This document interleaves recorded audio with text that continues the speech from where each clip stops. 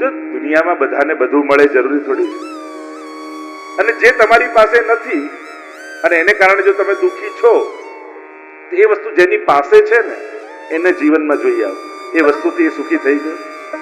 જો સંતતિથી સુખી થવાતું હોત તો જેને ત્યાં સંતતિ છે બધા સુખી છે. જો ધનથી જ સુખી થવાતું હોત તો ધન જેની પાસે છે બધા સુખી છે. જો કારથી જ સુખી થવાતું હોત તો જેની પાસે કાર છે બધા સુખી છે. અને સુખ પણ જુદા પ્રકાર. જો ઘણાને ઘરનું સુખ હોય છે પણ ઘરમાં સુખ નથી હોતું. ઘણાને ધનનું સુખ હોય છે પણ ધનથી સુખ નથી હોતું. ઘણાને પરિવારનું સુખ હોય છે પણ પરિવારથી સુખ નથી હોતું. કેવલ વસ્તુ અને વ્યક્તિ મળી જાય એ જ સુખનું પ્રમાણ નથી. અને ઘણીવાર એ જ વસ્તુ અને વ્યક્તિ ઘણા માટે દુઃખના કારણ. તો જો એમાં જ સુખ હોત તો એ દરેકને સુખ આપે. સુખ એમાં નથી હોતું, માણસના વિચારમાં. અને એ વિચાર, કારણ કે એ જ વસ્તુ અને વ્યક્તિ જો સુખ આપતા જ હોત, પણ એ જ વસ્તુ જયારે દુઃખનું કારણ બને ત્યારે આપણે એને વેચી નાખીએ, બીજાને આપી દઈએ, ફેંકી દઈએ. એ જ વ્યક્તિ દુઃખનું કારણ બની જાય જે ગમતો હતો તો એનાથી પણ દૂર થઈ જઈએ. તો જીવનની આ ઘટનાઓ છે. વસ્તુ કે વ્યક્તિ એ કારણ નથી હોતા, માણસની સમજ હોય છે. આત્મદેવને એકવાર મનમાં લાગ્યું, આત્મઘાત કરવા માટે બહાર આવ્યો. હું તળાવમાં કૂદી જાઉં, સામે એક મહાપુરુષ બેસેલા દેખાયા. થયું કે જો મહાપુરુષના આશીર્વાદ મળે ને તો ભાગ્ય બદલાઈ જાય. દોડતો ગયો ને ચરણોમાં પડ્યો ને વિનંતી કરવા લાગ્યો, મહારાજ આશીર્વાદ આપો. મારા ઘરે પારણું બંધાય નહીં તો માથું પછાડી પછાડીને જીવનને સમાપ્ત કરી દઈશ અને બ્રહ્મ હત્યાનું પાપ આપને લાગશે. મહાપુરુષને દયા આવી, આંખો બંધ કરીને જોયું ને કહ્યું, આત્મદેવ આ જન્મમાં નહીં, 7 જન્મ સુધી તારે કોઈ સંતતિનો યોગ નથી. અને હવે તો મનમાં એવું લાગ્યું, માથું પછાડવા લાગ્યો, આત્મદેવને કહેવા લાગ્યો કે હવે જીવન જીવીને શું કરું? આપ કૃપા કરો, આપ આશીર્વાદ આપો. અને ખૂબ કાલાવાલા કર્યા. મહાપુરુષને આવી દયા, જોડીમાંથી ફળ કાઢ્યું, અભિમંત્રિત કર્યું અને કહ્યું, જા તારી પત્નીને ખવડાવજે, ઠાકોરજી કૃપા કરશે તો તારા ઘરે પારણું બંધાશે. આશીર્વાદ મળ્યા ને ખુશ થઈ ગયો આત્મદેવ. દોડતો ઘરે આવ્યો અને પત્નીને કહેવા લાગ્યો, ઠાકોરજીની કૃપા થઈ ગઈ, મહાપુરુષે આ ફળ આપ્યું છે, તું ખાઈશ તો આપણા ઘરે પારણું બંધાશે, સંતતિ આવશે. અને પત્નીએ તો પાછું માથે માર્યું કે ક્યાં પાછી લપ આવી. આટલા દિવસ શાંતિ હતી ને પાછી એ જ વાત શરૂ થઈ. પોતાની બહેનને બોલાવી, અને દુર્બુદ્ધિની બહેન છે દુસ્સંગ. અને જયારે દુર્બુદ્ધિ અને દુસ્સંગ આ બંને ભેગા થાય ને પછી માણસનું પતન કરતા કોઈ ન રોકી શકે.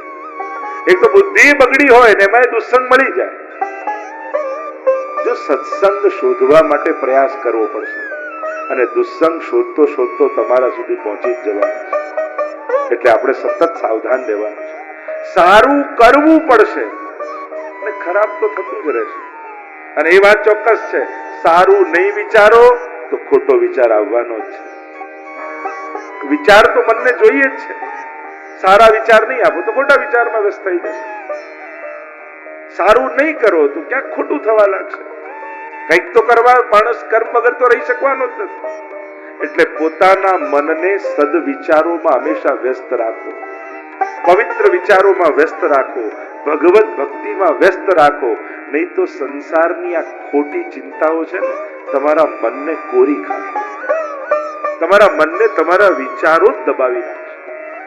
એટલે માટે મનને હંમેશા પવિત્ર વિચારોમાં વ્યસ્ત રાખવું. જો આ કથા નક્કી થઈ, ત્યાંથી કથા કરવાની છે, કથા કરવાની છે, કથા થવાની છે, આપણે બધા જવાનું છે, વડોદરા જવાનું છે, ત્યાં જવાનું. કેવું એક સંકલ્પ, ભલે વર્ષ પછી થવાનો હોય, પણ એ વર્ષ પછીનો એક સંકલ્પ આખું વર્ષ આપણને કથામાં નથી રાખતું. એક પવિત્ર સંકલ્પ તમે એક વર્ષનો પણ કરો છો તો કેવું તમને એ વિચાર સાથે બાંધી રાખે. એમ વર્ષનો કોઈ એક સંકલ્પ રાખો, 6 મહિનાનો એક સંકલ્પ રાખો, મહિનાનો એક સંકલ્પ રાખો, એકાદશીનો એકાદશી તો આપણે હવેલી જવાનું, એકાદશી તો આપણે આ કરવાનું. એક વિચાર થવાનો છે ભલે પછી. જો કલયુગની વિચિત્રતા શું છે, સતયુગ આદિ યુગમાં સારું કરો ને પછી સારું ફળ મળે, અને કલયુગમાં સારું વિચારો ને તોય તમને સારું ફળ મળે. અને એનું પ્રમાણ શું? આપણી રાખેલી માનતા. માણસ માનતા રાખે ને, હે ગિરિરાજ બાબા જો આમ થઈ જશે તો તમારો 56 ભોગ કરે. 56 ભોગ કર્યો નથી, ખાલી વિચાર્યો જ છે. પણ એ વિચાર્યો છે તો એ તમારું કામ થઈ જાય છે કે? આ કલિયુગનું પ્રમાણ. અને પછી જઈને તમે સત્કર્મ કરો છો. કેવળ સંકલ્પ કર્યો છે મનનો. તો કલિયુગની શ્રેષ્ઠતા એ છે કે અહીંયા સારા વિચારો પણ તમને સત્કર્મ જેવા ફળ આપે છે. એટલા માટે સારા સંકલ્પો મનમાં કરતા રહો. અને કોઈ કાર્યો નાના નથી હોતા. ભલે નાનો એક ઝાડી ભરવાનો સંકલ્પ હોય, તમને જે નાનું લાગે છે પ્રભુ માટે નાનું નથી.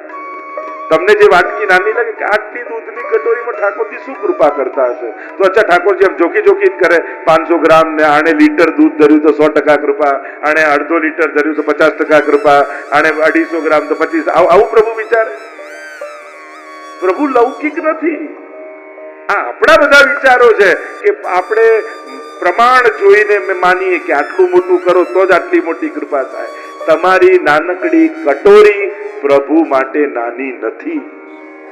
તમારી નાનકડી મિશ્રી પ્રભુ માટે નાની નથી. બીજા કરતા 1 લીટર યમુનાજી વધારે પી જાઓ તો તમારા પર વધારે યમુનાજી કૃપા કરે. બીજા કરતા 1 કિલો પ્રસાદ વધારે ખાઈ જાઓ નાકદ દ્વારાનો એટલે શ્રીનાથજી વધારે કૃપા કરે. કૃપાના પ્રમાણ આ સંસારના પ્રમાણો છે. ભગવાન તો રાઈ જીતની સેવા કો ફલ માનત મેરુ સમાન. પ્રભુના તો આવા ગણિત છે. એટલે મહાપ્રભુજી કહે મનુ તે નૈવ લૌકિકમ. અમારા ઠાકોરજી લૌકિક નથી. એટલે જે લૌકિક બુદ્ધિ સંસારમાં વાપરો છો ને એવી બુદ્ધિ ભગવાન પાસે લઈને ના આવતા. અને ઠાકોરજીના ગણિત કંઈક જુદા છે. પ્રભુ કંઈક જુદી દ્રષ્ટિએ તમને જુએ છે. પ્રભુ તમારી ધરેલી વસ્તુઓને એક જુદું ગણે. કોઈ પ્રેમથી, કોઈ પ્રેમિકાએ પ્રિયતમને કોઈ પ્રેમથી ગુલાબ આપ્યું હોય, એની કિંમત તમે એમ આપો કે આ 1 રૂપિયાના ગુલાબમાં આટલું બધું સાચવવાની શું જરૂર છે? અરે તો જેને પ્રેમ કર્યો હોય એને ખબર પડે કે આ ગુલાબની શું કિંમત. પ્રેમના ગણિતો જ કંઈક જુદા હોય છે. એ સંસારના ગણિતોની જેમ કામ નથી કરતા. કોઈ તમને કોઈ પ્રેમથી કોઈ મા બાપે કોઈ વસ્તુ આપી તો એ દીકરા માટે અણમોલ હોય. એ કોઈ એની પ્રાઇસ ટેગ જોઈને થોડી કહેવાય. એની વેલ્યુ કંઈક જુદી છે, એની પ્રાઇસ ન હોય. પ્રેમના ગણિતો કંઈક જુદા હોય. એની મૂલ્યતા કંઈક જુદી રીતે અંતાતી હોય છે. ઠાકોરજીને જ્યારે તમે ધરો છો ત્યારે ઠાકોરજી એની કિંમત જોઈને તમારા પર કૃપા નથી કરતા. તમારો ભાવ જોઈ અને તમારા ઉપર કૃપા કરે છે. તમારા ભોગ ધરવાની તત્પરતા જોઈને તમારા પર કૃપા કરે છે. ઠાકોરજીને વાટકી કરતા પણ હાથમાં વધારે રસ હોય છે કે કયા હાથથી ધર્યું છે, કોણે ધર્યું છે, એમાં રસ હોય. એક નાનકડું બાળક હોય, તમે એને સોનાનો હાર લો ને એક બાજુ ચોકલેટ આપો. એક માના હાથમાં ચોકલેટ હોય, અજાણ્યા વ્યક્તિના હાથમાં સોનાનો હાર હોય તો બાળક શું પકડે? તમને થાય કે અરે આ હારના બદલામાં હજારો ચોકલેટ આવી જાય. પણ બાળક માટે એ વસ્તુ કરતા વ્યક્તિની મહત્તા વધારે હોય છે કે કોના હાથથી લે. એમ ઠાકોરજી માટે વસ્તુ કરતા વૈષ્ણવની મહત્તા વધારે હોય છે કે આ મારો મહાપ્રભુજીનો વૈષ્ણવ છે. એની ધરેલી મિશ્રી મારા માટે રોજ 56 ભોગ છે. એવો આનંદ પ્રભુ માણે છે. એટલે તો મથુરાધીશના પ્રસંગમાં આવે ને 56 ભોગ મથુરાધીશને કર્યો ગિરધરજીએ અને પૂછ્યું કે બાબા આનંદ આવ્યો? તો કે આનંદ તો આવ્યો पर वो आनंद नहीं आयो जो पद्मनाभ दास जी के छोला में आतो હતો. એ પદ્મનાભ દાસ જે છોલા ધરતા એનો સ્વાદ તો આજે મારી જીભ પર છે. 56 ભોગમાં આનંદ તો આવે જ છે પણ એ જે મીઠાશ હતી એ ભૂલાતી નથી. પ્રભુનો તો આવો સ્વભાવ છે. અહીંયા જે આપણે ચર્ચા કરી રહ્યા છીએ અને દુર્બુદ્ધિ અને દુસ્સંગ જ્યારે ભેગા થાય છે, કારણ કે સત્સંગમાં આટલું કે કોઈને કોરોના થયો હોય તમે એની બાજુમાં બેસો તો તમને લાગી જાય, પણ કોઈ પહેલવાનની બાજુમાં જઈને તમે બેસો તો તમે પહેલવાન ના થઈ જાઓ. એના માટે તો તમારે જ કસરત કરવી પડે. તો આ જે ચેપી રોગ એ દુસ્સંગ જેવો છે, બેસો લાગી જાય, પણ સત્સંગ માટે તો પોતે જ દંડ બેઠક કરવી પડે. એના માટે તો પોતે જ પ્રયાસ ઉત્તમ બનવું પડે છે. એના માટે પ્રયાસ કરવા પડે. અને અધમતા તો સહજ છે. પાપ કરવા માટે કોઈ પ્રયાસની જરૂર નથી. મનની વૃત્તિ જ પાપમાં છે. छिन छिन में अपराध परत. अरे जितनी रवि छाया की कनिका इतने दोष हमारे. માણસને પાપ કરવા ગમે અને પુણ્ય કરવામાં કંટાળો આવે. આ સહજ પ્રકૃતિ છે, સહજ સ્વભાવ છે. અને એટલા માટે પુણ્ય માટે પ્રયાસ કરવા પડે. એને સલાહ આપી બહેને કે એમ કર, હું ગર્ભવતી છું, તું મારે ત્યાં રહેવા આવી જાય, મારા પતિને થોડું ધન આપી દેજે, એટલે ગર્ભવતી થવાનું તું નાટક કરજે, બધી પીડા હું સહન કરીશ ને બાળક થશે તને આપી દઈશ. અચ્છા, આ તો સારો ઉપાય. તો આ ફળનું શું કરું? આ તારા આંગણામાં ગાય બાંધી છે ને એને વાછરડું થતું નથી, એને ખવડાવ તો ખબર તો પડે કે મહાત્માએ મંત્ર ભણ્યા કે એમને પકડાવી દીધું. ગાયને ખવડાવી.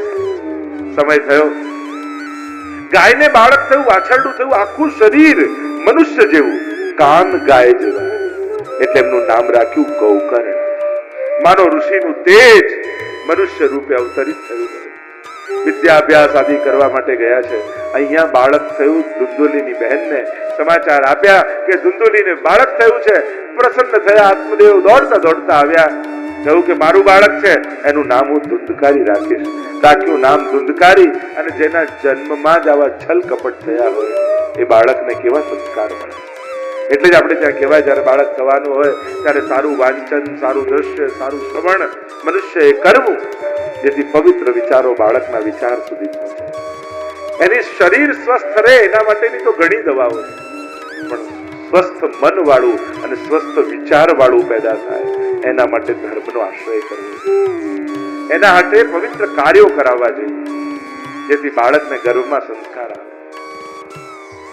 ધુંધકારી એવો દુષ્ટ થયો, એવો પાપી થયો, શબના હાથમાં પડેલા પિંડોને ખાનારો થયો, પ્રતાડિત કરવા લાગ્યો મા બાપને. માને તો એમ થયું એના કરતા બાળક ન થયું હોત તો સારું થાત, આત્મઘાત કરી લીધો માએ. ગૌકર્ણજીનો હજી મોહ છૂટતો નથી. કલિયુગની વિશેષતા એ છે, બાળપણમાં બાળકો પાસે બાળપણ છે પણ નિર્દોષતા જતી, યુવાનો પાસે શક્તિ છે પણ સત્વ જતું રહે, વડીલો પાસે અનુભવ છે પણ અનાસક્તિનો અભાવ થઈ જાય છે. અને આ ત્રણ વગર આ ત્રણેય અવસ્થાઓમાં એની અવસ્થાનો આનંદ નથી હોતો. અત્યારની આધુનિકતા ને પ્રગતિની તકલીફ એ છે, જે વાત બાળકોએ 20 વર્ષે જાણવી જોઈએ આજે 10 વર્ષે જાણી જાય છે. શું આ પ્રગતિ ખતરનાક નથી સમાજ માટે? આ હાનિકારક નથી દુનિયા માટે? દરેક વસ્તુને જાણવાની, સમજવાની એની વય છે. અને જ્યારે તમે મોડર્ન થવાના નામે ને એડવાન્સ થવાના નામે સમય કરતા પહેલું એને આપો છો, ત્યારે ક્યાંક એના માટે ખતરનાક થઈ જાય, હાનિકારક થઈ જાય. તો બાળપણમાં નિર્દોષતાની જગ્યાએ જતી રહે, તે બાળપણ ખતમ થઈ જાય. શક્તિ હોય યુવાનીમાં પણ સત્વને સમજણ જતું રહે, તે યુવાની માટે ખતરનાક છે. ગડબડમાં અનુભવ બધો જ હોય પણ અનાસક્તિ ન બની રહે તો એનો જ અનુભવ એના દુઃખનું કારણ થઈ જાય. માણસ ચિંતા કરીને થાકી જાય ઘરના. અને દરેક વ્યક્તિ એનું ભાગ્ય લખાવીને લાવ્યો છે, એ એના ભાગ્ય પ્રમાણે જવાનું જ છે, પણ માણસની અનાસક્તિ નથી થતી. અને અનાસક્તિ ન થવાને કારણે એ વધારે સંસાર એના માટે દુઃખનું કારણ થઈ જાય. એને એમ થાય કે હું બધાને સમજાવી દઉં, શીખવાડી દઉં ને, અરે દરેકને એના અનુભવ લેવા દો, અનુભવ શીખવાડશે. નહીં તો ઘણી વાર એમ થાય તો વડીલો શરૂ થાય, અરે અમે તો ગામમાં આવ્યા અને ખિસ્સામાં 100 રૂપિયા હતા અને જે લાઈફ ચાલુ કરી, પેલો કે પપ્પા 100 વાર કહી દીધું છે તમે. પણ વ્યક્તિને એમ થાય કે મારો અનુભવ કોઈને જીવનમાં કામ લાગે, પોતે પ્રેરણારૂપ બનવાનો પ્રયાસ કરે. પણ અત્યારના સમયમાં લોકો મોડલ છે. છોકરાઓ એમ કે તમારા હાર્ડ લક હતા એમાં હું શું કરું, મને તો મજા કરવા દો. એટલે કે મારા પુણ્યો છે, હું તમારા ઘરે પેદા થયો, પુણ્ય લઈને મહેનત તમે કર્યા, મને મજા કરવા દો, મારા તો નસીબ સારા છે. એટલે હવે લોકોને જૂની વાતોમાં પણ બહુ રસ રહ્યો છે. કહેવાનો મારો એવું ન માનતા કે નસીબમાં કોઈનું નામ હોય તો આશીર્વાદ એને મળતા હોય.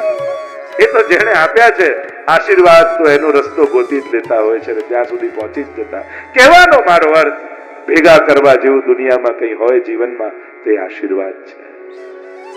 અનાસક્ત ન જોયા ધર્મ ભજસ્વ સતતમ ત્યજલોક ધર્માન. વિદાજી, હવે ધર્મનું આરાધન કરો. હવે જન્મ મરણના ચક્કરમાંથી છૂટી જવાય એ કામમાં લાગી જાઓ.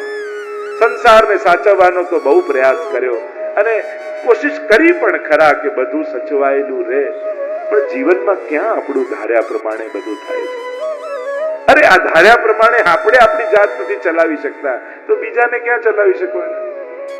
કેટલું નક્કી કરીએ કે કાલથી તો ડાયટિંગ શરૂ હો, બસ હવે આ રો ફૂડ જ ખાવાનું, આ જ ખાવાનું થાય છે. રાતના સૂઈએ ત્યારે આ ખવાઈ ગયું, પેલું લેવડાઈ ગયું, આ અફસોસ સાથે સૂઈ જઈએ છે. તો આપણા ધાર્યા પ્રમાણે આપણે નથી ચાલી શકતા, તો આપણા ધાર્યા પ્રમાણે બીજા ક્યાંથી ચાલવાના? દરેકનું પોતાનું જીવન છે, દરેકની પોતાની સમજ છે. હઠાગ્ર મૂકી દો, હઠાગ્ર કોઈ પણ વસ્તુનો નહીં. અમુક ઉંમર થાય એટલે અનાસક્ત થઈને તમે તમારા અવસ્થા કોને કહેવાય? બધા પ્રશ્નોના ઉકેલ તમારી પાસે હોય છતાંય ઘરમાં તમારી સલાહ લેવા કોઈ ના આવતું હોય ત્યારે સમજી લેવું કે હવે અવસ્થા થઈ ગઈ, હવે સલાહ આપવાનો સમય જતો રહે. પૂછે તો જરૂર કેવું, અને એવું તો ક્યારે બોલવું જ નહીં હો કે અમારા સમયમાં આમ થતું હતું. એનો અર્થ શું થાય? હવે અમારો સમય પૂરો. આવું તો ક્યારે કહેવું જ નહીં. વડીલો સાવધાન, જેટલા બેઠા છે, નહીં તો આઉટડેટેડ થઈ જશો. પછી બધા એમ છોકરાઓ એમ સમજશે કે આપણો તો ટાઈમ પૂરો થઈ ગયો. ના ના, કેમ તમને ના આવડે? મોબાઈલ તમને કેમ ના આવડે? ટેબ્લેટ તમને કેમ ના આવડે? કોમ્પ્યુટર તમને કેમ ના આવડે? અને ક્યારેક બાળકો આવે તો એની જોડે ફેસબુક ની વાત કરો, એને ગમતો સબ્જેક્ટ થી શરૂ તો કરો, પછી લઈ જાઓ તમારા સબ્જેક્ટ ઉપર. પણ સીધા તમારા સબ્જેક્ટ ની વાત કરો તો પેલા થાય કે હમણાં લેક્ચર ચાલુ કરશે, બેસવું જ નથી. એટલે આવા અપ્રાસંગિક ઘરમાં બનેલા ન રહો. તમે આજના જ બનેલા, 21મી સદીના.